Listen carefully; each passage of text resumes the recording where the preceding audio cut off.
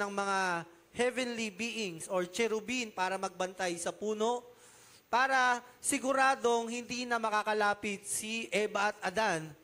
Dahil pag oras, sabi nga dito, tignan nyo, alam na nila yung tama at mali at maaaring i-stretch out nila yung kamay nila para kunin naman yung isang bunga na magbibigay sa kanila ng walang hanggang buhay. Pero ang problema, walang hanggang kasamaan naman na yung mararanasan nila. So ito yung preventive measure ni Lord para hindi lubusang mapahamak ang kanyang nilikha. Ngayon, mga kapatid, ganyan din po sa ating buhay pananampalataya. Ganyan din kabuti ang Panginoon. May inihanda din siya sa atin upang tayo na mga Kristiyano ay hindi lumala yung ating sinful state o yung ating pagkalugmok sa pagkakamali. May mga binigay siya na kaparaanan o mga katotohanan para preventive, hindi ka magkasala. At yun ang ating pag-uusapan ngayon. Handa ka na ba, kapatid? Sino dito ang ayaw nagkakasala sa Diyos? Siyempre, lahat tayo. Diba? Ayaw natin nasasaktan ang mahal nating Panginoon. Pero dahil nga, we are still growing in faith, kailangan ay dumaan tayo sa mga kaparaanan ng Diyos upang hindi tayo paulit-ulit sa mga pagkakamali na nagagawa natin. So, simulan po natin sa Romans chapter 5, verse 21. At dumugtong ito sa chapter 6, verse 1 and 2. The law was brought in so that the trespass might increase. But where sin increased, grace increased all the more. So that just as sin reigned in death, so also grace might reign through righteousness to bring eternal life through Jesus Christ our Lord. What shall we say then? Shall we go on sinning so that grace may increase? By no means. We are those who have died to sin. How can we leave it in any longer? Ang sabi ng salita ng Panginoon na ang biyaya niya ay ganito.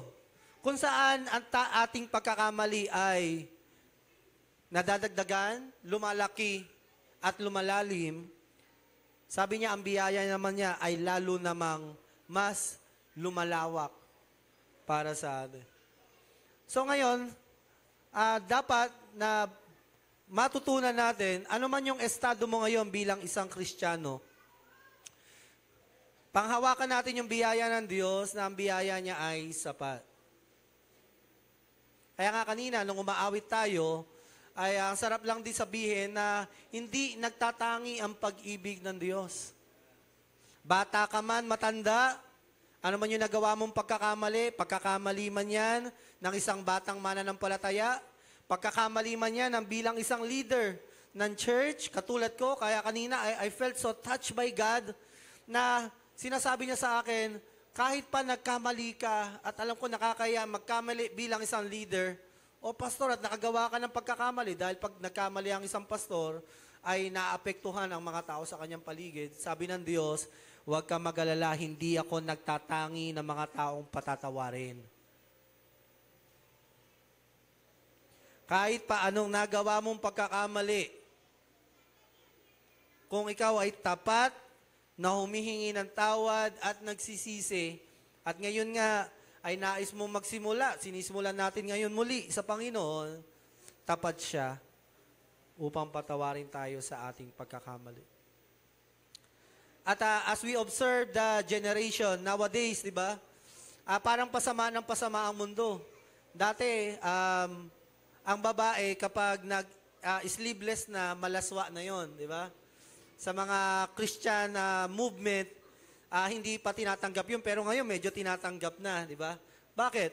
Kasi habang tumatagal din na pasama ng pasama ang mundo, ay palalim naman ng palalim ang biyaya ng Diyos. Kumbaga, yung sense or yung power of grace sa buhay, halimbawa, kaming mga kalalakihan, Dati, attracted kami, makakita lang kami ng siko. Siko lang no? Siko. Pero dahil ang biyaya ng Diyos ay nag-a-abound, yung kapangyarihan ng Diyos upang baguhin ang aming pag-iisip, ay hindi na kami na-attract sa siko. Ngayon, ano naman? Kili-kili naman. O shoulder. O pag nakakita ako ng shoulder. Ngayon, hindi na dahil grace abounds. Lumalago ang biyaya ng Diyos, lalong nagiging makapangyarihan sa buhay ng mga kalalakihan. At ngayon nga ay yung style na ng pananamit ay medyo kita na yung collarbone. At medyo kita na rin yung si nanay sabi, pusod, kayo nagsabi niya, nay. Di ba? Dati, makakita lang kami ng pusod, natataranta na. Pero dahil ang biyaya ng Diyos ay buhay at patuloy na kumikilos sa buhay ng mga kalalakihan. Amen? Diba? Hindi na tayo na-attract dyan. At kahit pa, anong ipakita nyo sa amin? Pero syempre, I'm not promoting yung mga ganong what I'm saying here is kahit pag-gaano nakasama ang mundo, ay mas lalo namang sumasagana ang biyaya ng Diyos. Dati, di ba, pag nanonood ka ng pelikula, pag nagkikiss na yung magjowa nung 80s, di ba, saan tinututok yung camera? Sa mga, mga elderly natin. Yung magkikiss na, yung maglalove scene na, saan tututok yung camera? Yan. Sa bulaklak. Kasi sa inyo na magkakaroon sila ng love scene, pero hindi na ipapakita. Ngayon, wala ka na, makakita ka lang, di ba? Sa mga batang 90s. Di ba, Eric? Yung mga pinapahiram mong CD sa akin noon? Ay, hindi, wala naman. Kaibigan ko kasi yan nung high school So, makakita lang kami. Talagang very attracted. Talagang nauhuk kami. Ngayon, si Eric, kahit ata, di ba, no, Rick? Mukhang di na natin kahit paano ipakita mo kay Eric. No, Rick. Wag na natin ikwento, Rick. Baka saan pa tayo mapunta. Sabihin, usapang inuman na to Pero yun yung sinasabi natin, di ba? Kahit pa pasama ng pasama ang mundo, pasagana ng pasagana ang biyaya ng Diyos. Sa pangapelikula nga nun, yung mga patayan, di ba? Parang bihira ka makakita nun, yung mga saksakan. Ngayon talagang makikita mong sinasaksak talaga, tapos lumalabas yung laman loob. No wonder. May mga tao ngayon, alam niyo ba sa mga eskwelahan ngayon, very violent ang mga estudyante. Yung mga teacher, sinasaksak.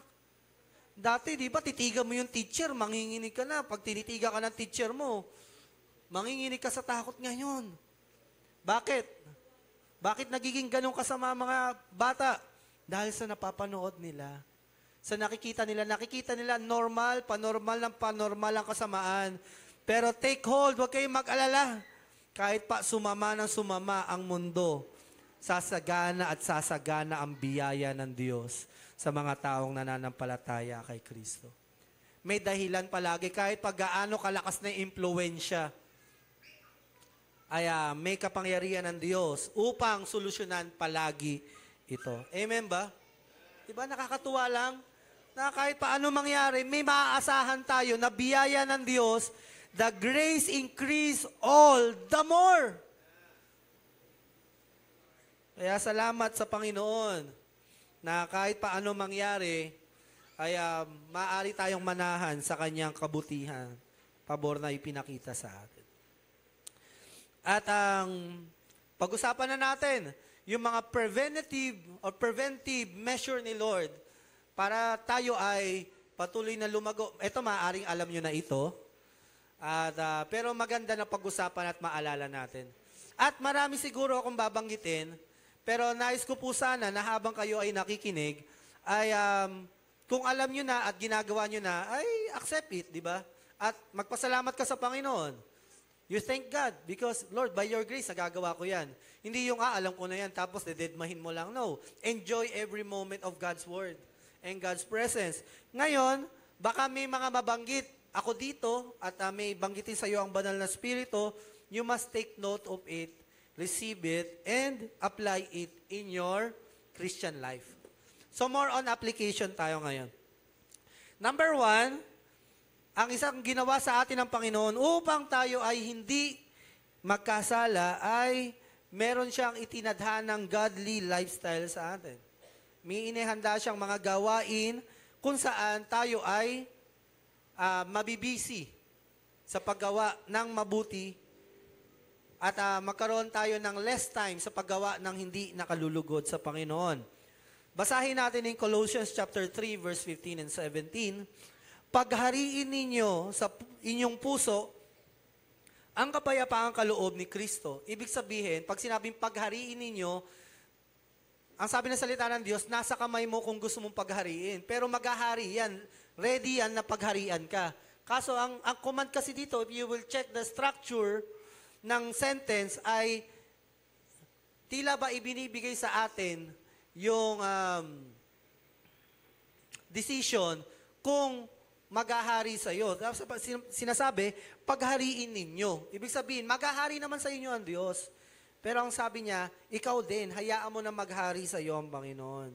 Sapagkat iyan ang dahilan kung bakit kayo tinawag sa iisang katawan. So tayo daw ay church o iisang katawan. Iba-iba ang ating bahagi. Magpasalamat kayo lagi. Ang salita ni Kristo, the Word of God, hayaan ninyong lubusang manatili sa inyong puso. Ulitin ko, dahil mahalaga itong bahagi na ito. Ang salita daw ng Diyos ay dapat laging manatili sa puso natin. Turuan ninyo at paalalahanan ng isa't isa ng may buong karunungan. So tayo daw ay dapat nagtutulungan, nagtuturuan, nagpapaalalahanan ng mga karunungan mula sa Diyos. Sabi, buong puso kayong umawi ng mga salmo, mga awiting makalangit, mga biblical song, mga himno, at mga awiting espiritual. Nang may pasasalamat sa Diyos at anumang inyong gagawin o sasabihin, gawin ninyo lahat ng may sa pangalan ng Panginoong Hesus. At sa pamagitan niya ay magpapasalamat kayo sa Diyos Ama. So sabi, parang pinapaalala sa atin na manalangin kayo, humingi kayo, gawin ninyo ito para sa ating Diyos. So in summary, ito ay alam na alam nyo na. So meron tayong tinatawag na common or necessary things na kailangan natin. Ikaw, hindi usapang Kristyano, usapang tao. Ano kailangan mo araw-araw? Number 1. Bilang isang tao? Pera. Maluto. Pera, sige. Pera, ano ba? Pagkain. Yan. Kasi pera, pagkain, kailangan mo ng pera. Pagkain, ano pa? Tubig. Ano pa? Ha? Kape. Sting daw. So, ano pa? So, may mga basic tayong kailangan. At yung mga basic na yan, kapag may napabayaan ka dyan na basic sa isang araw, asahan mo, masama na pakiramdam mo bago magtapos ang araw. Hindi ka kumain, buong maghapon, asahan mo, hihina ka. Hindi ka maligo, asahan mo, mangangamoy ka. Hindi ka uminom ng tubig, asahan mo, manghihina ka. Huwag kang matulog, asahan mo, groggy ka. So meron tayong mga basic things na kailangan para tayo ay makapamuhay ng normal. Amen? So yun lang yung mga, bilang tao, meron mga basic things. At bilang mga Kristiyano, meron ding mga basic things na ibinigay sa atin ng Diyos dahil pag may kinaligtaan ka dito, mahihirapan kang iraos yung pananampalataya mo sa isang maghapon. At number 1 dyan ay prayer. Basic yan. No Christian, no prayer. Pag di na nanalangin, it's automatic. Mahihirapan ka maging Kristiyano at maaaring baka hindi ka pa isang tunay na mananampalataya if we are not praying. Mahalaga yan, kapatid. Ito may simple, payak. O, kung ano man yung paraan ng inyong pananalangin, yung iba nga habang naguhugas ang pinggan, yung iba habang nagtatrabaho, habang nasa biyahe, you are praying. So, prayer is our communication to God. Nakikipag-usap tayo sa Panginoon. So basic yan. And if we read, sabi sa Matthew 26 verse 41, para daw tayo ay hindi mapahamak. Pwede paki-flash yung verse pag ano. Ayan. Okay, thank you po.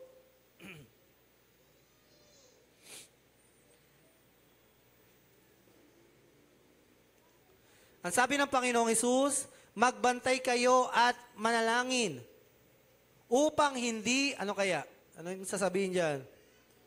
Lagi ko po sinasabi every Wednesday ito. Magbantay kayo at manalangin upang hindi kayo madaig ng tukso. Ang espiritu'y handang sumunod, ngunit mahina ang laman. So, one basic thing na kailangan siguro nating i-check kapag nag-struggle tayo spiritually o sa pananampalataya, are we praying? Or kamusta yung ating prayer health? Yung ating prayer life? Ito po ba ay masigla pa at buhay?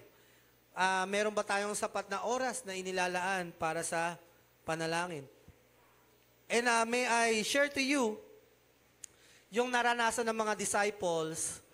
At dito natin makikita kung gaano talaga pinapahalagahan ni Kristo yung panalangin over other things. Sabi dito, binalikan niya ang mga alagad niya at sinabi, natutulog pa rin ba kayo?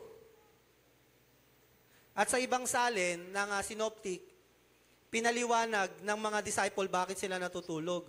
Ang sabi ng salita ng Diyos, natutulog sila dahil napagod sila kakahinagpis. Kakaiyak nila. Guilty ako dyan.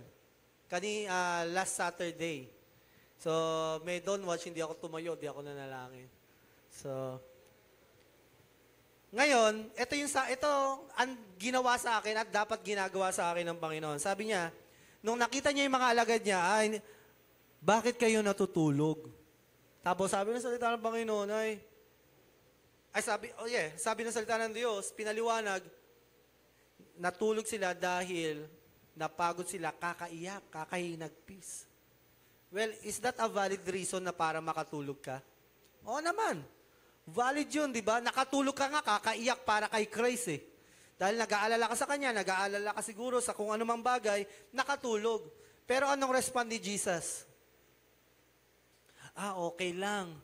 Matulog ka lang. Naiintindihan kita. Alam ko, pagod ka lang. Alam ko, ay umiiyak ka kanina. Sige, ituloy mo na yung tulog mo. Ayun ba yung sinabi ni Kristo? Kapatid, itong katotohanan ay puno ng pag-ibig at nais ko din sabihin sa inyo, hindi po yun yung sinabi ni Jesus sa kanila. Ang sinabi niya, gumising kayo, manalangin kayo at magbantay upang hindi kayo madaig ng tukso.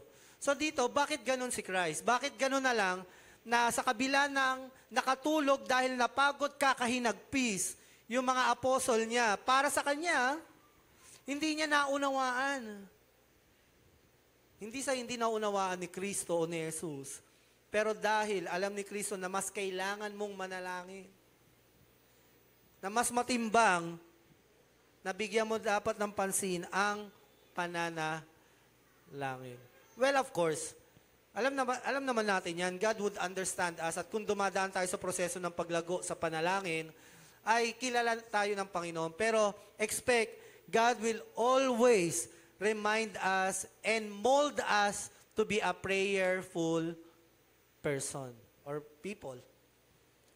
Sa mga gusto at kailangan natin bilang mga Kristiyano o basic things natin ay manalangin. At kahit nga si Kristo, mga kapatid, isipin natin, kahit siya mismo, nagsasama ng mga tao to pray with Him. Nagre-recruit siya, samahan niyo ako, manalangin tayo. At ilang beses niya siguro, sa mga talata na ito, makikita natin ilang beses niyang kinukulit yung mga disciple. 3 beses. Yung pangatlong beses, dumating na yung tukso. At nadaig na nga si Pedro. Pero sa tingin nyo, kung hindi pa dumadating yung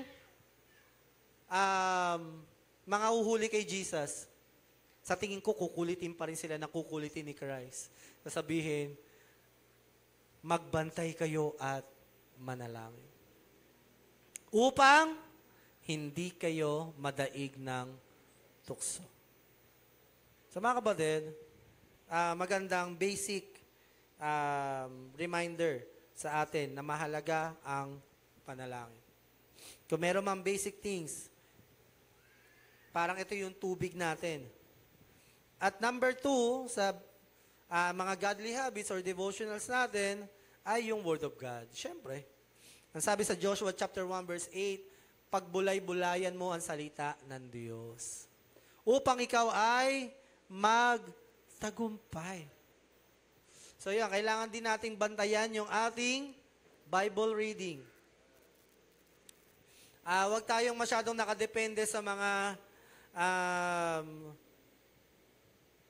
katulad ng na tagapagturo ng Word of God na nakadepende lang kayo sa naririnig sa amin.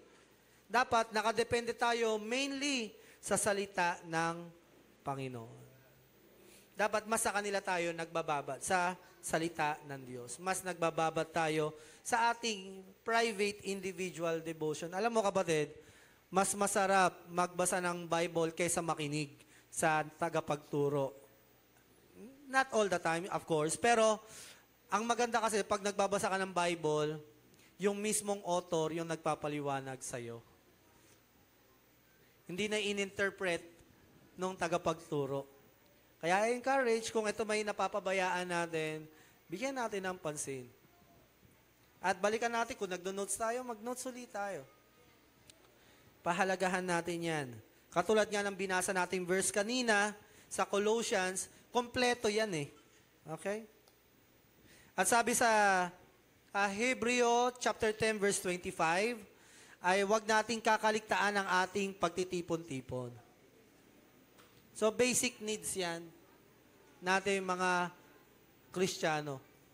Hindi natin kayang isurvive yung Christian life natin without your brothers and sister. At sa generation natin, nag-usap nga kami ni Sam kanina, and we are talking about AI. Napakatalino ng AI, kahit sa pagdating sa mga biblical teaching, it can teach you alone. Pero iba, kapag ang iyong pagkahubog ng pananampalataya mo ay hindi by knowledge or information, but by experience to one another.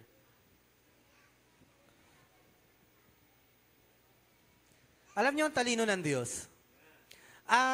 May ginawa siya na programa sa atin na hanggang huli ay magiging effective hanggang sa kanyang pagbabalik. Makikita mo yung power talaga ng fellowship eh.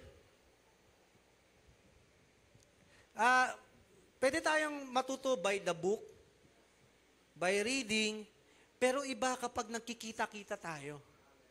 Iba kapag tayo mismo ay magkakasama at inuhubog tayo ng Panginoon sa pamamagitan ng buhay ng bawat isa. Iba yung impact na kapag yung kapatid mo, nakita mo nadapa, tumayo, ay very encouraging. At iba din yung dating na kapag yung kapatid mo ay tinulungan ka sa anumang pinagdaraanan mo, and that's the power of fellowship. Kaya nga, sinubukan ng church ngayon na mag-online. Yung online fellowship lang, wala yung physical fellowship. Hindi effective eh. Alam niyo po ba, may churches na malalaki na nag-convert na hindi na siguro idea lang physical gathering, pero surprisingly, iba yung epekto kapag physical kayo na nakikita-kita. Iba yung magkakasama kayo sa Zoom. Iba yung sa Messenger, nag-uusap-usap kayo. Iba yung magkakasama kayo physically. Iba yung touch din naman. No? At huwag natin kakaligtaan yan. Sabi ni Paul, sa maraming sulat niya sa church. And of course, yung worship natin. Actually, ang worship naman, kahit anong bagay na ginagawa natin para sa Diyos. Pero yung nais kong i-emphasize dito, yung ating pag-awit sa Diyos. Yung mga awitin na ito kasi, ito yung parang way din na meditating the Word of God. And meditating the promises of God, meditating your experience to God, kapag kumakanta tayo sa Panginoon, ay nakakaroon tayo ng malalim na pagbubulay-bulay sa kabutihan ng Diyos. Hindi lang intellectually, but emotionally, we are being touched, di ba? That's really music. Ang Lord ang gumawa niyan. And music is expression. Kaya yan din ang paalala sa atin ng Panginoon. Na kapag tayo daw ay nakikita-kita, dapat tayo ay nag-aawitin ng mga himno at salmo. O mga awiting nagpapakilala at nagpapaalala sa atin kung sino ang Panginoon. So mga kapatid, eto mga basic pa lang to. Mga daily needs natin na mga Kristiyano. At meron pa tayong ibang idadagdag. So, maaaring yung ilan sa atin may mga nakakaligtaan na dito. Kapatid, balikan mo ito. Sabihin mo sa katabi mo, balikan mo.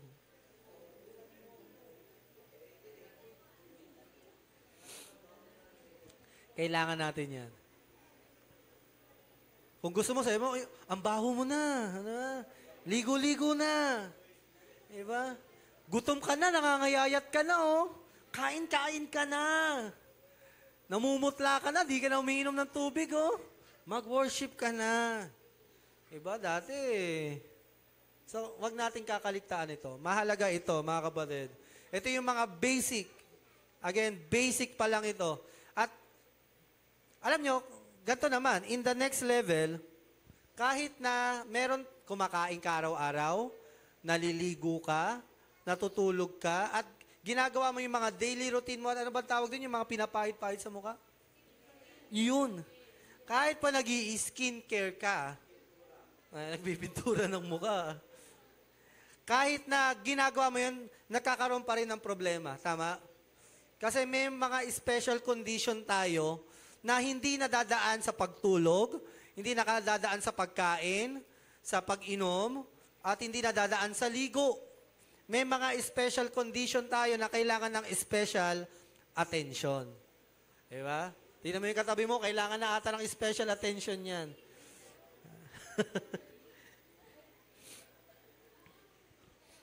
So, tapos na tayo sa basic.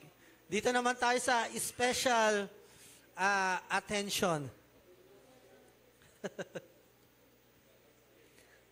Dahil tumatanda na kayo sa pananampalataya, tayong lahat, may mga ilang paalala din sa atin ng salita ng Diyos na kung meron tayong mga araw-araw na gawain na mag-iingat sa atin para di tayo magkamali, ay meron ding mga espesyal na pinapagawa sa atin ng Panginoon upang hindi tayo magkamali sa ilang bagay. Number 1, ito po ay nabuo ko na lang din na salita, intentional depravity.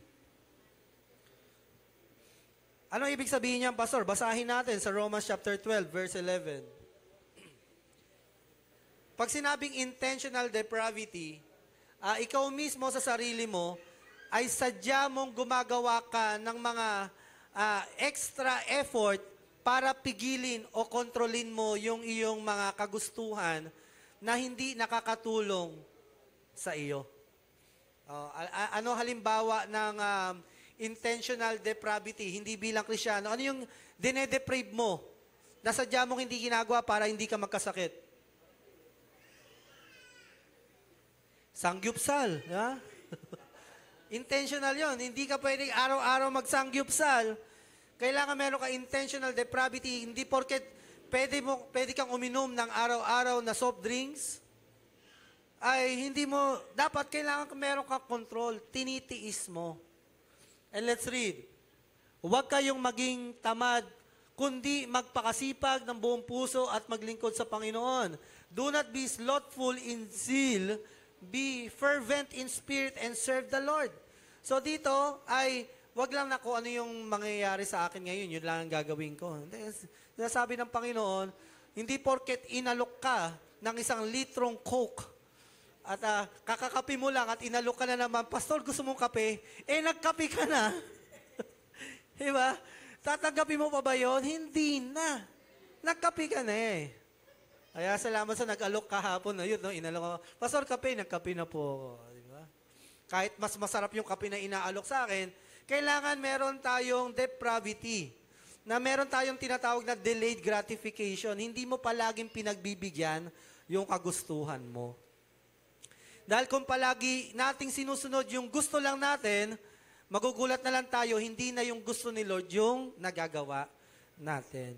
And number 2, meron din tayong tinatawag na discipleship o training. Sige po, paki-flash yung verse. And as we talk about these things, hindi sapat na kung gusto mong pumayat at sumeksi at magka-abs. Holistic yan. Hindi lang yan na hindi ka kakain, di ba? Hindi lang yan na kailangan niyang kompleto. Natutulog ka, calorie deficit, naglalakad ka, nag-exercise ka, natutulog ka ng maayos, may disiplina ka. Di ba? Kung meron kang goal into something, para ma-achieve mo yon, meron talaga tayong tinatawag na disiplina o intentional depravity. Pero mga kapatid, ito maganda. Di ba parang mas ginaganahan ka pag may kasama ka?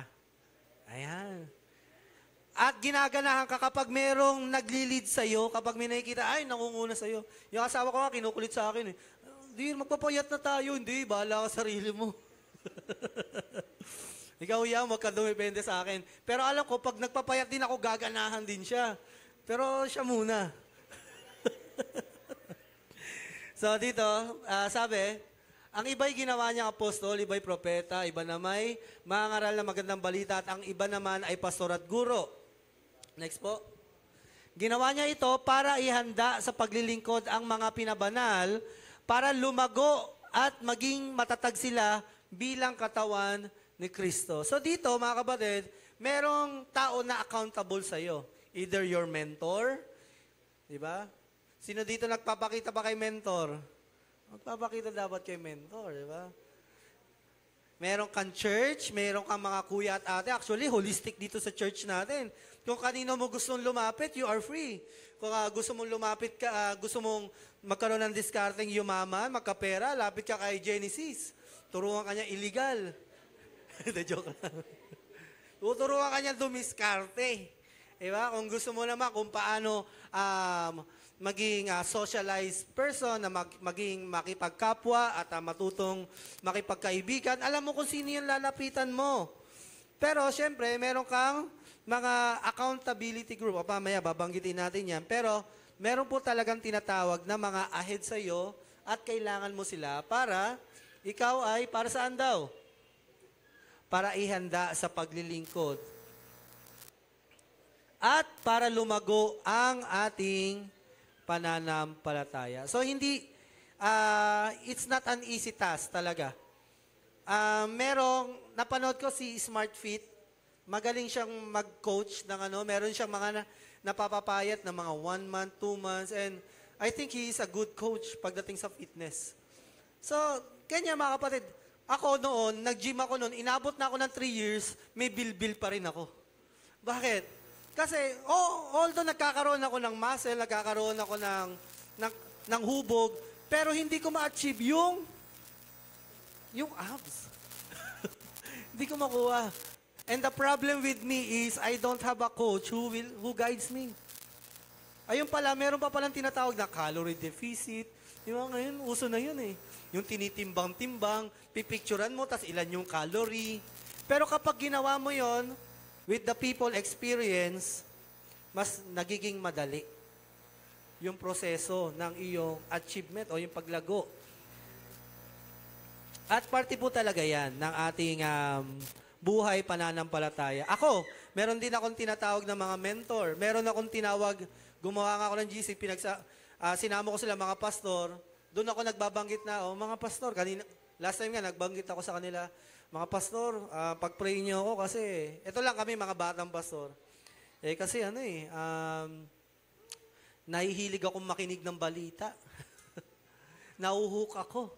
Nagigising yung aking kagustuhan patungkol sa batas at nababawasan yung oras ko sa mga bagay na makalangit. So sabi ko sa kanila, pag-pray niyo po ako, siguro distracted lang ako at naglilibang ako sa pamamagitan nun. So yun, sinabi ko sa grupo ko. Sinabi ko sa mga taong alam ko na makakatulong sa akin. At meron din ako mga mentor like Pastora Tere, di ba?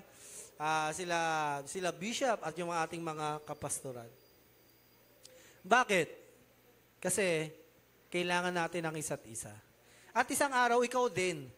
Kailangan maging mabuting estudyante ka din para maging mabuting guro ka din. Kasi isang araw magiging guro ka din eh. Hindi ka naman mananatili na ganyan, na makikinig lang. Kundi isang araw, tatawagin ka ng Panginoon upang gabayan ng iba din sa paglago ng kanilang pananampalataya. So honor your mentor, mga kabataan. Walang perpektong mentor. Mas hindi ka perpekto. Diba? Kung ikaw kabataan. Yung mga kabataan, syempre, bata pa naman kayo, it's okay to be corrected. Huwag kayong masasaktan pag nakokorek mga kabataan. Kasi kayo talaga yung mas marami pang pagdaraanan na paghuhubog. It's a normal thing. Na tayo ay mapaalalahanan. Kung sa tingin nyo, ang mga mentor o ahead sa inyo ay kailangan ay may pagbabago na maranasan sa buhay niya, mas may kailangan kang pagbabagong maranasan sa buhay mo dahil ikaw ay nagsisimula pa lang sa faith mo. So, normal yon. Hindi pwede na, maaring may ilang bahagi ka na mas nauunawaan mo sa mentor mo, pero iba yung naranasan na ng mentor mo. At hindi lang din naman sa mga kabataan, syempre sa ating lahat. Diba? As a whole. Kaya nga, I admire yung ating mga board members. You see, sa kabila na nangyari sa church natin and council, ay yung perseverance sila to stay in the Lord and serve God sa kabila ng mga kaguluhan. And nandyan sila dahil doon natin nakita at na-test yung pananampalataya nila. At yung iba nga nag-confess na. Diba? Nagpahayag ng biyaya ng Diyos sa kanila. Ibig sabihin, sa habang tumatagal yung pananampalataya natin, may mga bagay man na hindi pa naayos, kapag mas matagal ka sa pananampalataya, talagang may mga bagay na mas marami nang naiayos sa iyo ang Panginoon. At yung pananatili lang ay it's a very hard thing to encounter. Sabi nga time is the ultimate truth teller. Lalo na kung 1 year, 2 years Christian ka pa lang, igalang natin yung mga dekada na sa pananampalataya. Igalang mo yung mga 30 years, 40 years na sa pananampalataya. So, ganyan kasi ang church. At si Lord naman ang nag-design yan, hindi tayo. Kaya, be a good student, and sa mga mentor, be a good mentor din naman sa atin. Maging accountable tayo sa ating mga peers, so sa mga pinagkatiwala sa atin ng Panginoon. Ito nga yung sinasabi ko, meron tayong tinatawag na accountability group. Ito yung nakasulat sa Hebreo 13:17. Ito naman yung mga grupo na ito, kung saan komportable ka na nag-e-express, yung nagbabantay sa'yo. Yung hindi ka nahihiya na kwentuhan, na alam mo, kanina nakagawa ako ng mali, tulungan niyo ako dito. As much as possible, may mga battle tayo that you need to deal alone. Talagang ikaw yung mag-isa. Pero may mga pagkakataon, kapatid, hindi design talaga ni Lord yan for you to overcome together with your brothers and sisters. At kung hindi na natin nagaganap o na-overcome yan, ang sabi ng Panginoon, magbantayan tayo. At magpaalalahanan tayo. Mahalaga yan, kapatid. Sorry po, wala kayo sa church na pagkatapos yung magsimba, ni pangalan ng katabi nyo, hindi nyo alam. Nandito po kayo sa church kung saan, pati kulay ata ng underwear nyo ay alam. Dahil baka sila pa yung nagbigay sa'yo nung Christmas ng underwear. You are in a church so close and too personal, kaya talaga minsan nagiging personal yung mga bagay-bagay sa simbahan natin. Dahil, ayun yung nakasanayan o yun talaga yung ICF na gusto ng Panginoon sa church natin. Kaya, diba, kabisado mo na yan. Nakatalikod kami, nagbukas ng gate, tapos alam mo yung amoy, ay, si Arjun to. Hindi mo man nakikita, kilala mo na.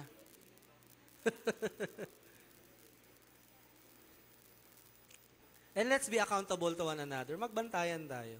Mag-ingatan tayo ng ating mga pananampalataya.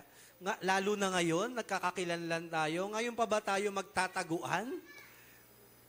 Baka may boyfriend ka na, sinisikreto mo lang, o may girlfriend ka na. Ngayon pa ba tayo maglilihiman dito? Kailangan mo na sigurong i-share yan. Baka may kinoconvict, no? Random person, di ko alam, ha?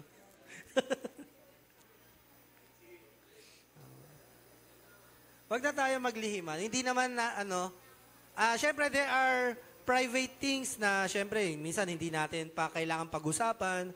Pero as much as possible, may mga bagay din na wag na natin i-privatize, hindi naman kailangan nang ilihim. Kaya yan ang mabuting bagay. Buti nga dito, 'di ba? You can approach one person at ask prayer right away. Sa ibang church may hiya ka, 'di ba? Di mo naman kilala. 'Di ba? Matatakot ka pa na mahusgahan.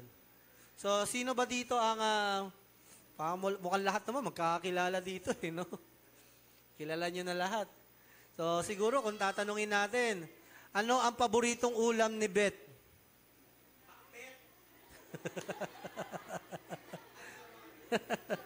Ano ang paboritong ulam ni Irish? Alam na natin lahat yan. 1, 2, 3, go! O, diba? Kailangan pa ba i-sensor yan? Diba? Alam natin yan. Ayun, yung may crush kay Aichi, alam namin yan.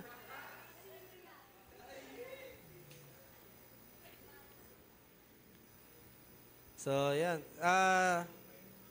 Si Lord din talaga nakakaalam kung saan church tayo ilalagay, no? Kung sino yung mga tao na makakasama natin. And syempre, another thing, ito, mahalaga ito. This need special attention, syempre yung intimacy natin sa Panginoon. Pastor, iba yung daily devotion sa intimacy.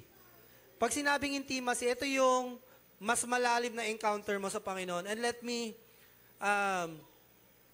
enumerate some kung saan ko na-encounter at maaaring kayo na kung saan dito mo masasabing talagang lumalalim yung presence ni Lord sa buhay mo.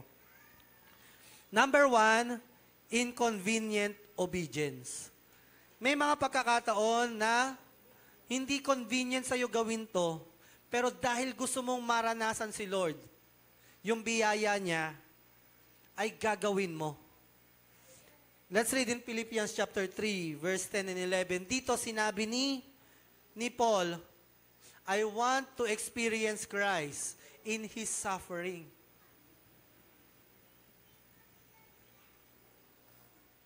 Nais ko ngayon na higit pang makilala si Kristo. Alam ko, kilala niyo si Jesus pag nagkamali tayo, tapos pinatawad tayo, tinanggap tayo. Amen? We call that grace, pero may isa pang grace para makilala mo si Kristo. Ang maranasan ng kapangyarihan niyang muling pagkabuhay, makabahagi sa mga paghihirap niya, at matulad sa Kanya, sa kamatayan niya. Now, this is intimacy. May mga, alam natin na pinapagawa sa atin ni Lord, pero very inconvenient sa atin at napakahirap. Pero kapatid, sinasabi ng may pangakong kalakip doon, kapag ginawa mo yan, mararanasan mo, ganito pala yung naranasan ni Kristo. Halimbawa, pagpapatawad, hindi ka makapagpatawad. Pero pinatawad mo kahit na inconvenient sa'yo, doon mo na nare-realize, ay, ganito pala magpatawad si Kristo. Di ba, mga kapatid? We call that na obedience, hindi palagi na madali. Most of the time, it's hard na sumunod sa Panginoon. It's really challenging. May mga bagay na normal na sa atin, di ba? Tulad nga na sinabi ko sa inyo, yung pagdarasal, maaaring it's a normal thing na, pagbabasa ng Bible, pero may mga bagay na hindi pa normal na kailangan maging normal sa atin. And what it is? Ano ba yung bagay na ito na inconvenient sa iyo, pero alam mo, pag ginawa mo, masasabi mo na nararanasan mo yung biyaya ng Panginoon sa bagay na. Deal with it kung gusto mong magkaroon ng intimacy sa Panginoon. Kasi intimacy is not just singing song and you are crying. Intimacy is also when you experience the grace of God, doing things that you cannot do, tas may iyak ka na lang, sabihin mo, Lord, biyaya mo kaya ako nagawa to. And that's intimacy. Salamat sa biyaya. And yung self-sacrificial love. Let's read yan sa Romans chapter 12, verse 1. Ito yung bagay na pinaalala sa atin ng Panginoon. Give your life to the Lord as a living sacrifice. Magmahal tayo nang hindi iniisip yung ating mga sarili. May mga panahon na kailangan talaga tayo magmahal unconditionally. At kapag ginawa mo yan, masasabi mo, mararanasan mo, hindi ka na inosente. Bagkos, ma-appreciate mo, ganito ako minahal ni Kristo. Actually, kapag ginawa natin yan, yung minamahal natin yung hindi ka ibig-ibig na bahagi ng isa't isa, alam mo, mas ma-appreciate mo, hindi na teorya sa'yo yung unconditional love ni Lord. Masasabi mo na, Lord, ganito mo ako minahal. Kaya nga mga kapatid, nakikiusap ako sa inyo, alang-alang, sa maraming pagkakataong kinaawaan tayo ng Diyos, ibigay ninyo sa Kanya ang inyong sarili bilang handog na buhay. Banal at kalugod-lugod sa Kanya, ito ang tunay na pagsamba sa Kanya. And number 3, sa pang-intimacy, ay yung consecration. Ito naman, yung humihiwalay ka hindi para lumayo sa mga kapatid mo dahil ayaw mo silang kasama, pero gumagawa ka talaga ng mga special moment kung saan gusto mong masolo si Lord. May mga ganyang moment ka pa ba, kapatid?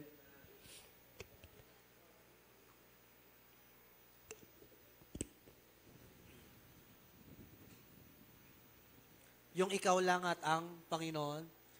Naalala ko ang inyong mga ginawa noong una. Pinagbulay-bulayan ko ang lahat ng inyong ginawa. Huwag tayo manghihinayang ng 30 minutes para huminto sandali, tapos isipin si Lord. Tapos babalikan mo lang yung mga ginawa niya dati sa'yo. Huwag kang manghinayang doon, kapatid. Let's spend time to God. Alam ko, marami tayong pwedeng maganda, nakalilibang na bagay in 30 minutes. Pero alam mo, kapag nagso-social media tayo, 30 minutes, ang bilis lang, ubos agad. Hindi mo napansin, nakaisang oras ka na. At sa mga kung ano-anong mga bagay. Sino dito naglalaba? Ilang oras ka naglalaba?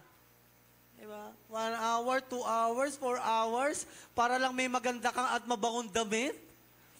Ano ba naman yung maglaan tayo ng ilang oras para ang bango-bango ng espiritu natin? Diba? Meron tayong ganung moment eh. Sabi nga sa DZAS, may bago silang segment doon na parang commercial ng magpaputi tayo ng damit, naglaba tayo, ganyan-ganyan. Parang kala mo tunog commercial. Tapos sabay tanong, bad trip din eh. Hindi ko nakikinig. Ikaw, nag-aalala ka ba kung gaano kaputi ang iyong budhi? Matindi. Atindi mo ah. Usapan laba eh, no? Tapos biglang ano ko na, budhi.